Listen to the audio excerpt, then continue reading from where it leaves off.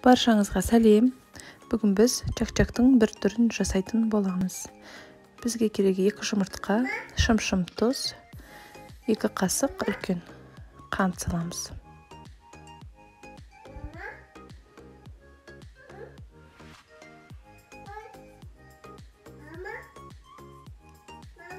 Одан соң ұнымызды салып, жұмсақ қамыр илейміз.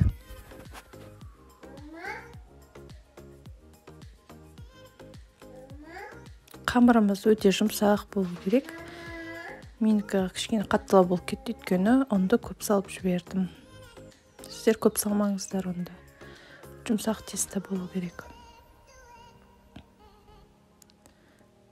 5-10 минутқа қойып қойдым. Одан соң міне алып, 2-ге бөліп жаямыз.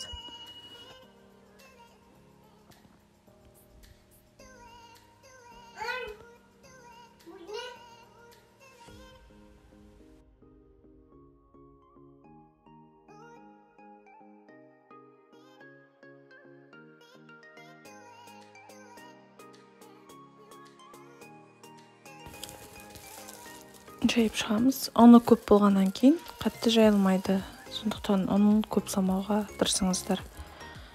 Мен көп салып қойдым. Міне дайын болды. Енді осыны кесіп шығамыз.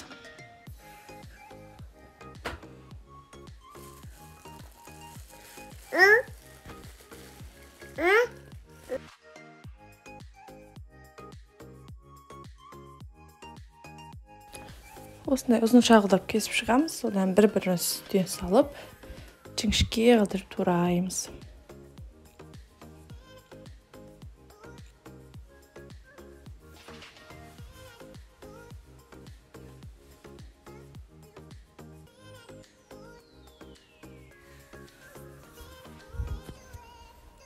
Үстіп барлығын турап аламыз.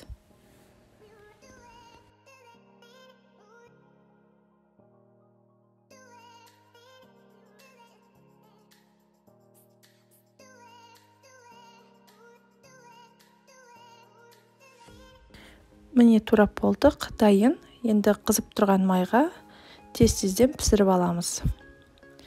Салған соң ол көпіреді, сондықтан тез-тез араластырып отырамыз.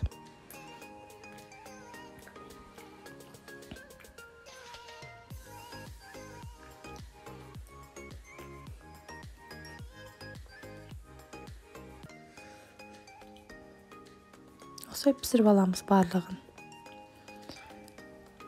Одан соң бөлек бір ыдысқа салып,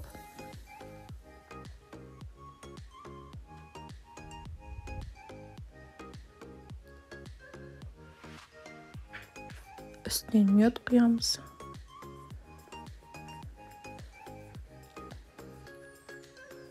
Одан соң мейізімізді үстінен салып араластырамыз.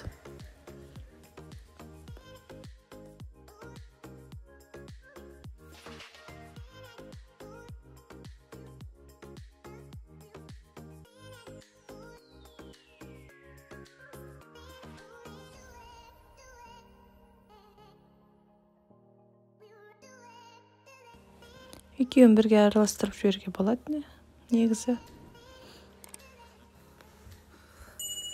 Керегінше өздеріңіз алып, мейізбен араластырасыздар.